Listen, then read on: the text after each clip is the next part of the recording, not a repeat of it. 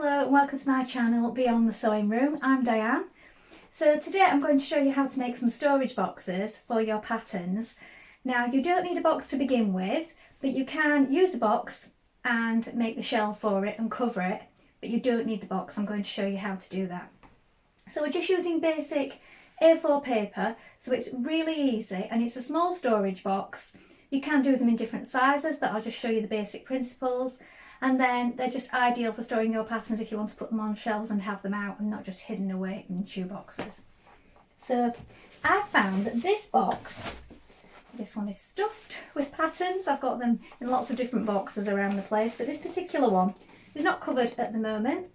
And as I said, you don't need the box. I'm going to show you how to make the paper template, just do it in fabric. But if you want to use some cereal box card just to pop inside the base, it'll just stop it being so floppy. The sides will just hold the patterns in place. So I just found that this box I got when I ordered something from Boots was just the perfect size for your basic patterns. So not the indie ones, but just, you know, the big 4 or 5 that you might use. And some of the indie ones do fit in. And I think I've got a heavy one here. Yeah, that does fit in. Closet core.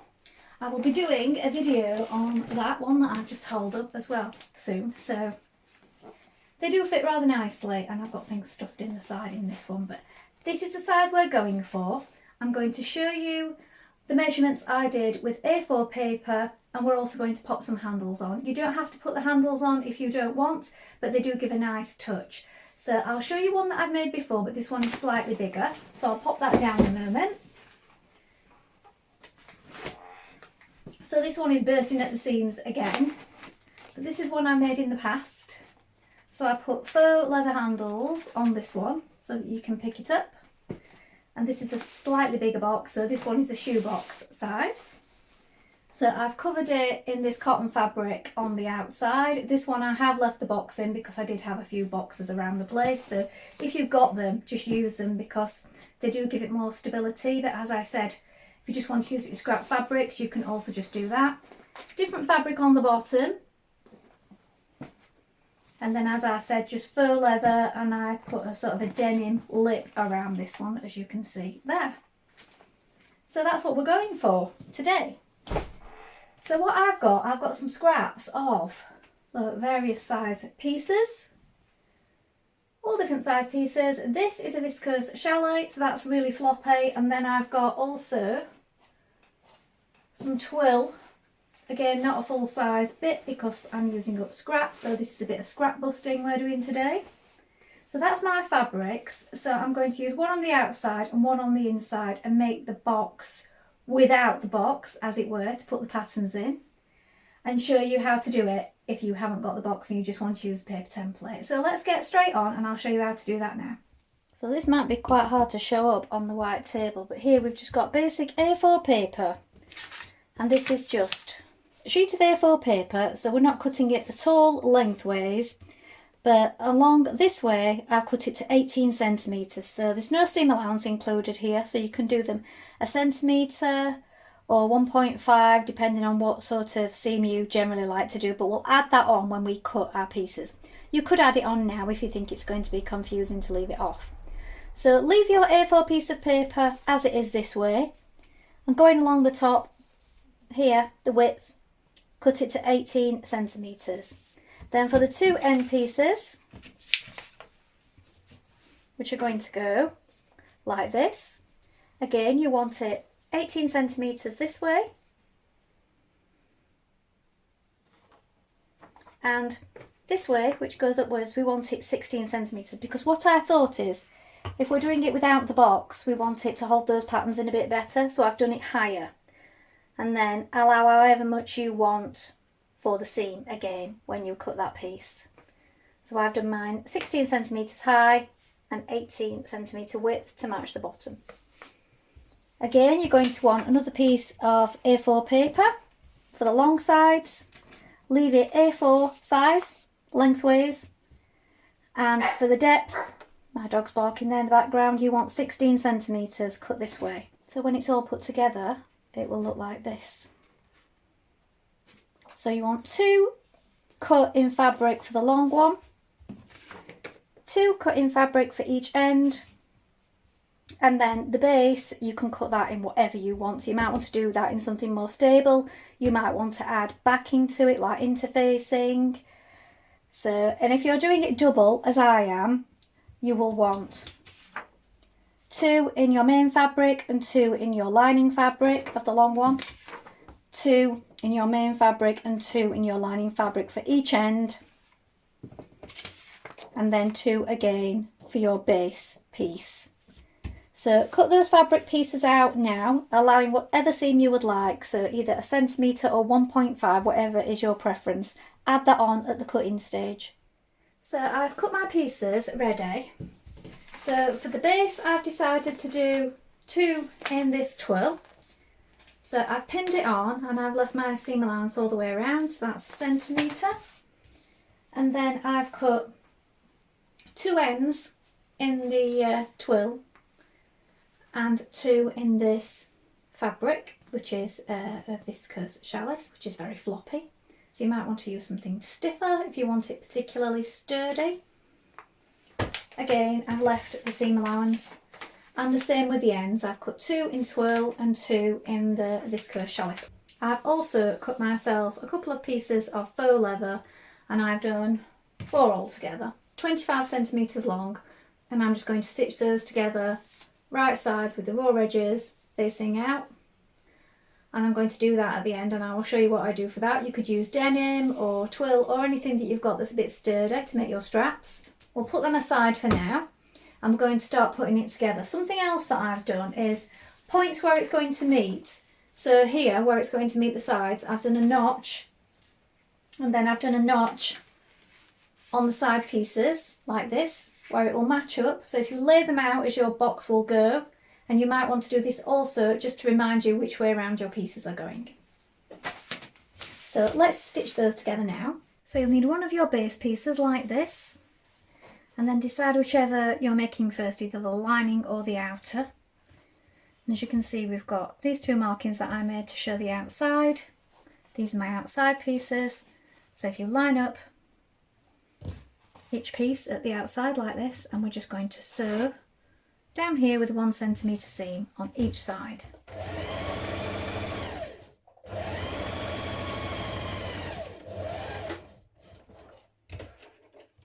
Just stop about 1 centimetre before each end.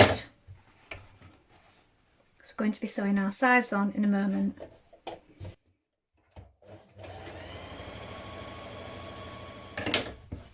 So open that out.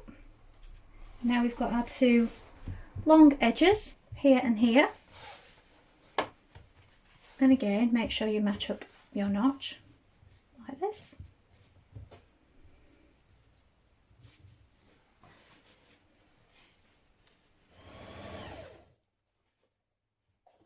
Now you'll find you can sew down these sides of your box shape. So I did 2 notches to show that these were the sides. You might have done a mark with chalk or a pin. I'm going to sew from here to here, joining this part of the bottom where we've just joined our sides and our long edges.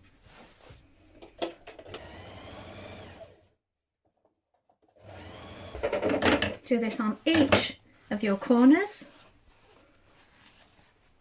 where everything meets. So once you've joined those sides, you have your box shape. If you're not using any kind of stiffener, obviously it's floppy at this point. It will hold its shape once it's got things in it, and also depending on the fabrics you use will depend on the stability of it.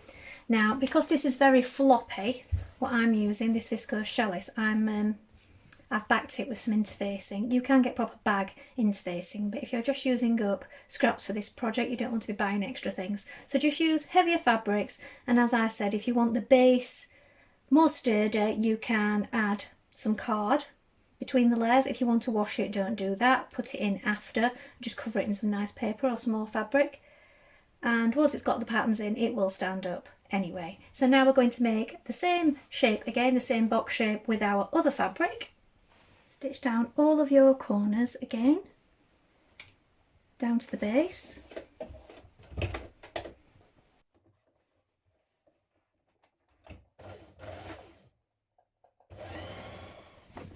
turn it through to the outside. You can snip away some of this after as well to make a better corner.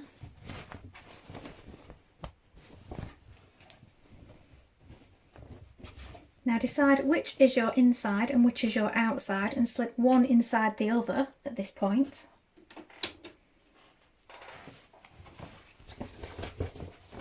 So the one that I made first, I'm going to turn it back the wrong way out because that one's going on the inside.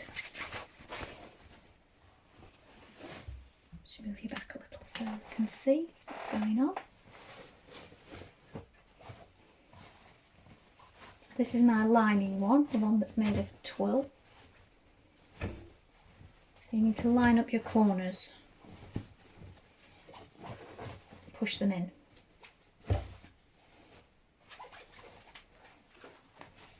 So you will find at this point when it's got two layers it's looking sturdier already. Now what you can do at this point, you can decide, do you want that showing?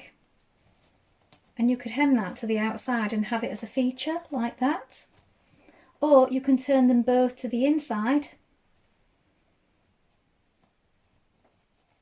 like this. You could press it if you want with your iron and just stitch them like that, with both the tops folded in.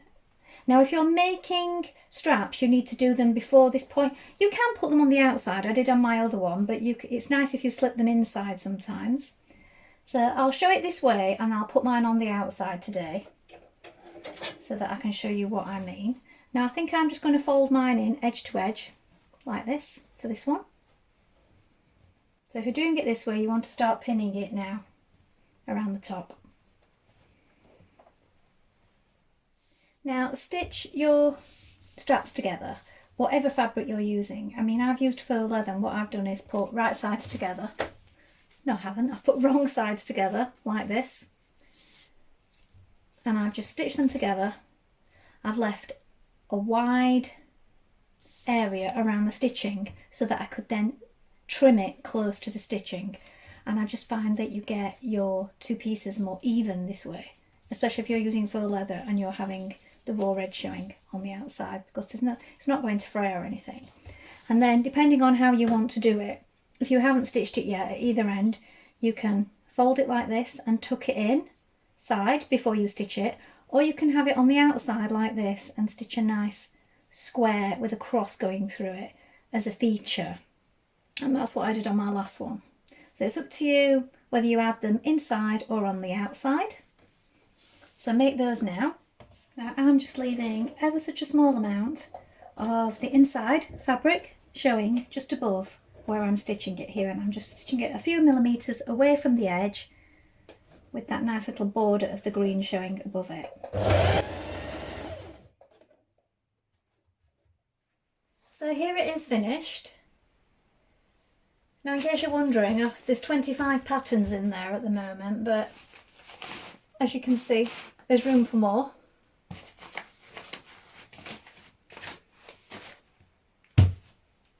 The handles. Straighten it up.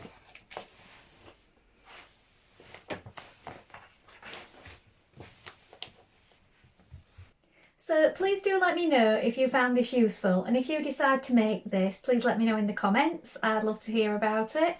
I mean, I think they're really useful. It's just scrap fabrics and a few bits of A4 paper for the pattern. I know they do sell patterns for making storage boxes, and I often think, why? Because it's just a few simple pieces. But now you know, you can have a go yourself. Really easy to put together. It's used up some scraps and it's made storing those patterns a little bit prettier, I think. So that's all from me for today. Please like and subscribe if you like this, and I'll be back soon with some more sewing. Bye for now.